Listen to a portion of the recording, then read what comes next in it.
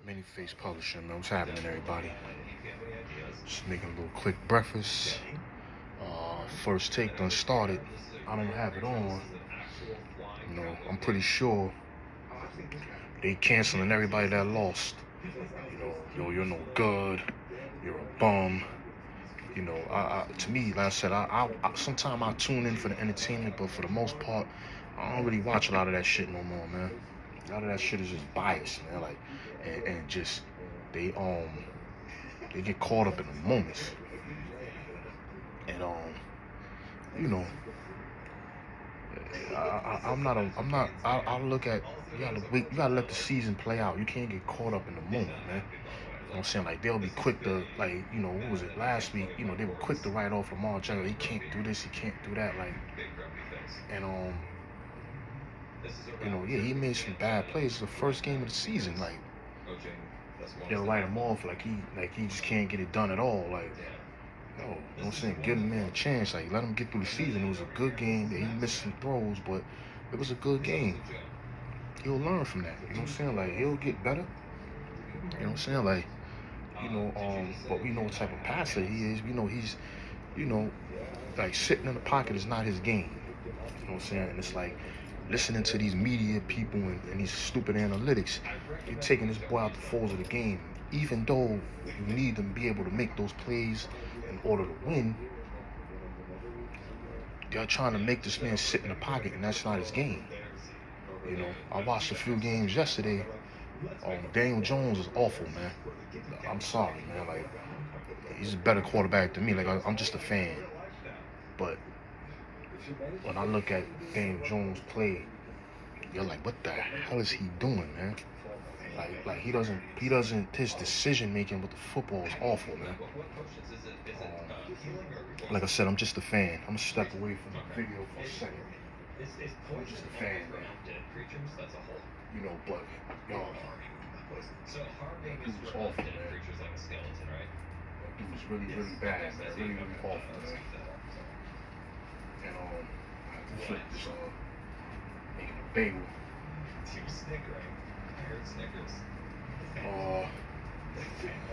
But Daniel Jones is awful, man. Like that kid, he's awful, man. And they gave him. I don't pocket watch, man.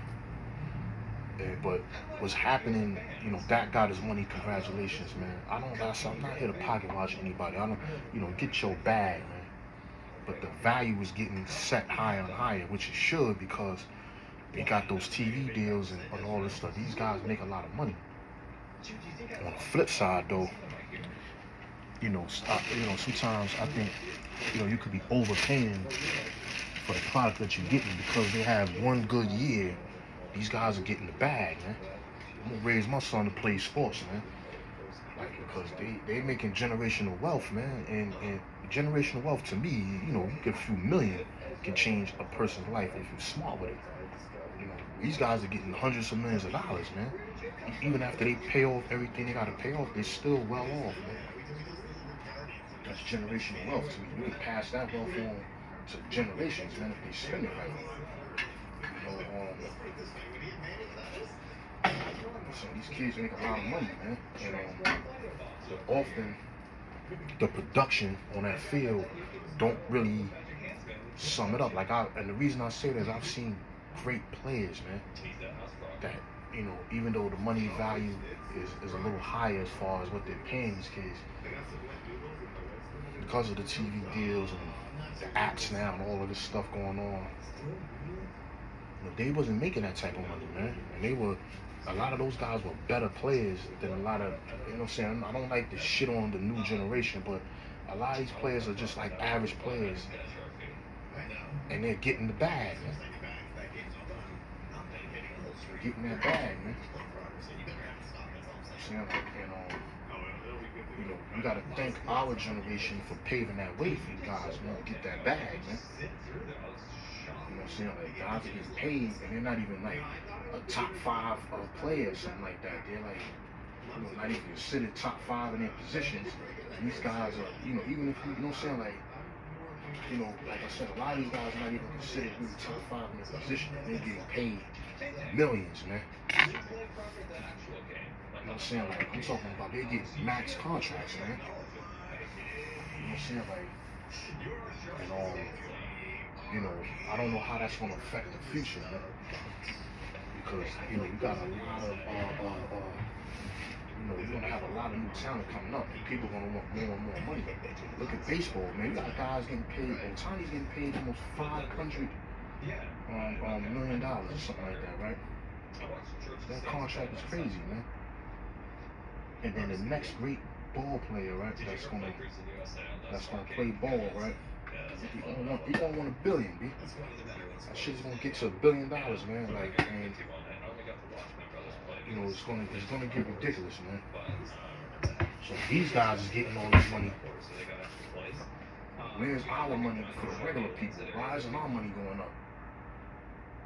Maybe we should start striking and demanding higher wages too, like, because you know, like I said, this guy's in my job, man, that, you know what I'm saying, working 2 jobs, man, just to make ends meet, man. And they're not hitting that bag like that, man. You know what I'm saying? Like, with some turkey bacon.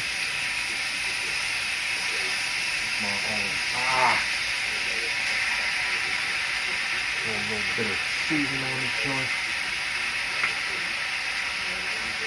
A little breakfast, man. Light breakfast. But yeah, man, like, we should start demanding higher wages, man. Like, this is ridiculous, man. Like, these guys making. Think about what these guys are making, man. Hundreds of millions of dollars to play a game.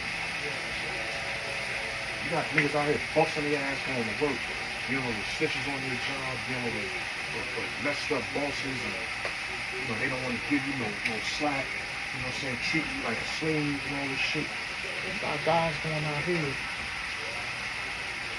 making hundreds of millions of dollars, and these niggas will still be crying, dude. You got generational wealth, my man. What you crying about, man? Like, you know what I'm saying? Like, I'm telling you, man, some of these dudes, and then they'll turn around and disrespect the older generations that paved the way for you, man. You know what I'm saying? Like, and I think that's part of what the Caitlin Clark thing is like. And I was talking about that the other day, you know. Obviously, I'm talking to myself, but my videos are hitting the airwaves like that, you know. But, you know, in case in the future people do see these videos, I'll be like, yeah, man, you know, brother was talking about, you know, the current events, and, you know, I might have been on point with a few of the stuff, but even with the Caitlin Clark thing, it's not they're hating on Caitlin Clark. I don't think it's Caitlin Clark they hate the system. The fact that, you know, let her do this, like, they gotta hold her up. Like, you want the WNBA players to kiss her ass, and they shouldn't have to. Particularly when they're the ones that paved the way for her to have the opportunity. But now that she does have the opportunity, the WNBA's responsibility is to market her and the rest of the WNBA. And all you see is every time on ESPN, Caitlin Clark fell down, Caitlin Clark with a pass, Caitlin Clark with a layup. It's like they're highlighting just her. They're not highlighting the game. And I feel like that's what the WNBA players are trying to say. They're not just going to highlight her. What about the players? Like, the rest of us, like, you know what I'm saying? Like, they didn't do that with Jordan. They had Barkley. You got, you know what I'm saying? Like, these guys that were shining still, like Jordan in the league. They may not have gotten the praise and the accolades like Mike did, but they were being recognized. And the problem is, the WNBA players are not being recognized. They only recognize her. And that's not, and that's what I think those girls are pissed off. Like, you know, it's not, I don't think it's hate towards her. It's hate towards the system, man.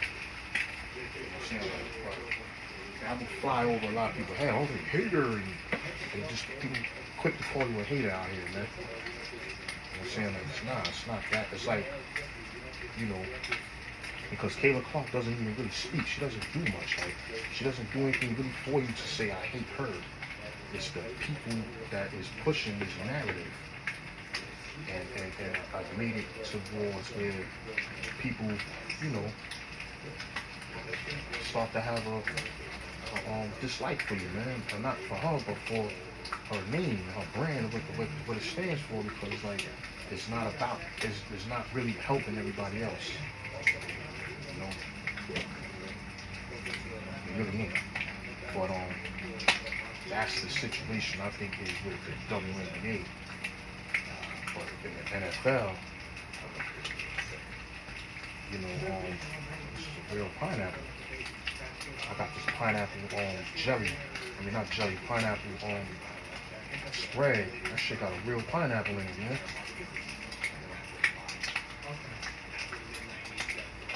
Wow. At least they put real fruit in this shit, man. Like,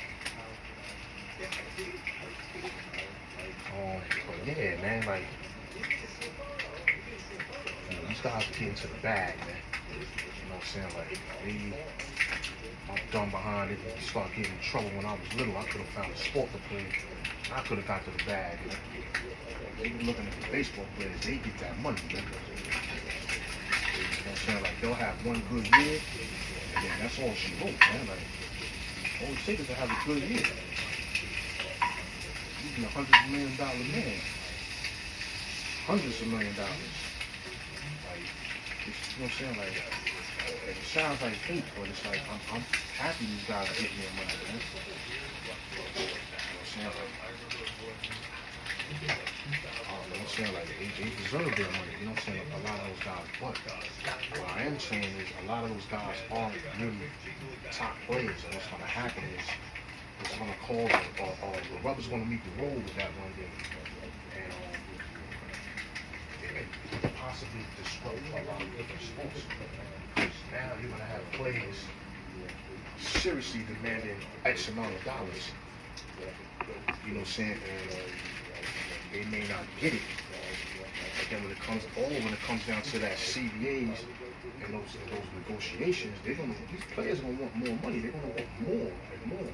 And then you know, that can cause a problem. Owners are not trying to give up more and more and more. But anyway, man, I'm about to grub, man. You know what I'm saying? I'll probably tune in the first take. Even though I don't really, I stopped watching, like I said, stopped watching a lot of those shows, man, because it's like, you know, all people do is complain about stuff that they say, but then we'll still tune in. You know, if you don't like what they're saying, don't really tune in. You know what I'm saying? Like, a lot of times I'll do watch it, but I'll see certain people that I don't really rock with. I don't really like their talking points, and I'll turn the channel on, man. You know, but you know, once in a while I turn on. But I like over the last couple of months I stopped watching like First Take, all them talk shows, and you know, because they're starting to get stale, man.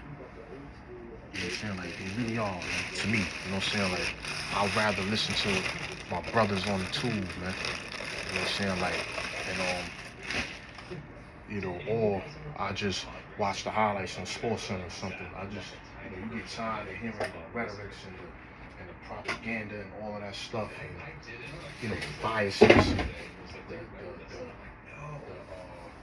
living in the moment type shit, and you know, destroying people's legacies.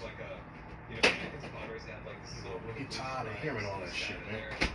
You know, so it's like, to me, I feel like you gotta start tuning them cats out, man. You know what I'm saying? Like, you know what I'm saying? Like, because the more you keep listening, like, this is what they know now, right, how to keep themselves relevant. So now these guys they stay mirrored in controversy, right? They're mirrored in controversy. And that's how they stay relevant. They know that they say things and they do things so that we can talk about it. It gives us content, and it keeps their names relevant. You know what I'm saying? Because they know that people are not really interested in them, but they're interested in the controversy. So, excuse me. So with that being said, they'll say stupid shit, and then in the midst of them saying something stupid, they know you gonna tune in, or you're gonna not tune in, but you're gonna talk about what they said, and that keeps them relevant. It keeps people saying, "Damn, he said some stupid shit," and then people coming at him.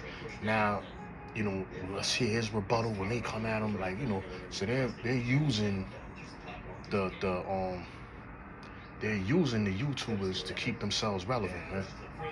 They know we're gonna cook you, and they know we're gonna put you in that pressure cooker, and they don't really care because they still say stupid shit, and they'll say things or do things to keep themselves, in that public eye, man, so that people can continue to tune in. But with that being said, like I said, I'm about to grub my food out. I might get back at you guys in a few minutes, man. Many Face Publishing. I'm out, man. Peace.